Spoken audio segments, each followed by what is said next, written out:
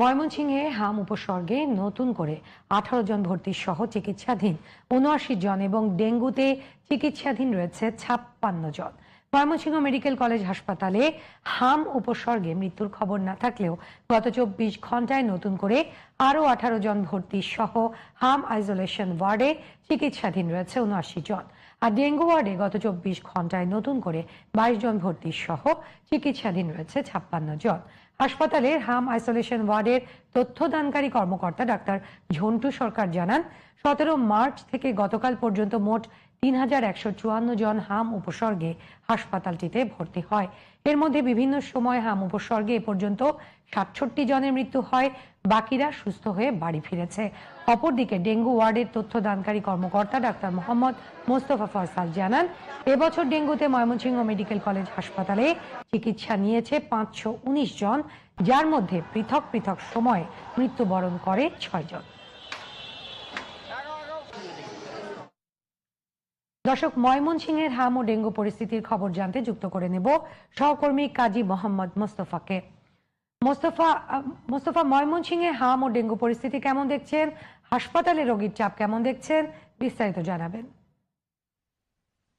জি শারমিন, ঠিক যেমনটি বলছিলেন, হাম এবং ডেঙ্গুতে আমার ময়মনসিংহ আক্রান্ত।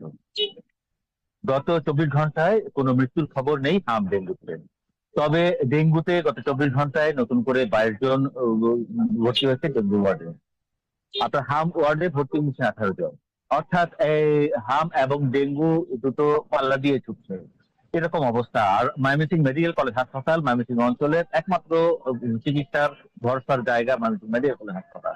এই হাসপাতালটিতে 1000 বেডের হাসপাতালটিতে রোগী হয়ে যায় 3000 4000। অর্থাৎ বিভিন্ন উপকরণ, চিকিৎসা উপকরণের স্বল্পতা তৈরি হয় এবং রোগীদের ভোগান্তি তৈরি হয়। আশেপাশে ডায়াগনস্টিক সেন্টারে তারা রিপোর্ট করাতে যায় এবং তারা বিভিন্ন চিকিৎসকের পরামর্শ নিতে আশেপাশের ডায়াগনস্টিক সেন্টারে চলে যায়। হাসপাতালের ভোগান্তি বেড়ে যায় এবং তখন একটি নেগেটিভ ধারণা তৈরি হয়ে যায় রোগীদের মধ্যে।